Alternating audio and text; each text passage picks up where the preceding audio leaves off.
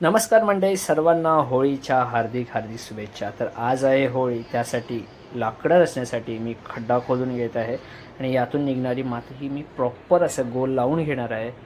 Finally माझा हा खड्डा खोदून झालेला आहे आणि आतमध्ये एरंडेलचं झाड ठेवून मी झाडाची पूजा करून घेत आहे. सो आत्ता आपण होळी रचलेली आहे, पूर्ण होळी रचून झालेली आहे. आता होळीच्या बाजूला फक्त रांगोळी काढायची बाकी आहे.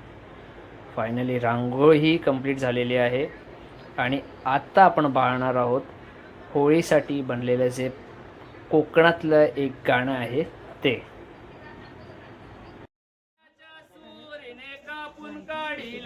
सोन्याच्या सुरीने कापून काढिला, तोही रे कोंब गेला लवाराच्या वाडा, तोही रे कोंब गेला लोहाराच्या वाडा, लोहार दादाने उदो उदो केला. लोहार दादाने. तर हे आहे ते डोळ्याचं पारणं फिरणारं दृश्य, ज्यात आम्ही होळीच्या गोल पूर्ण कापूर लावतो आणि ते व्यवस्थित जाळून घेतो आणि त्यातून दिसणारं हे जे दृश्य आहे, हा जो पीक आहे अद्भुत आहे. त्यानंतर आम्ही होळी पेटवली.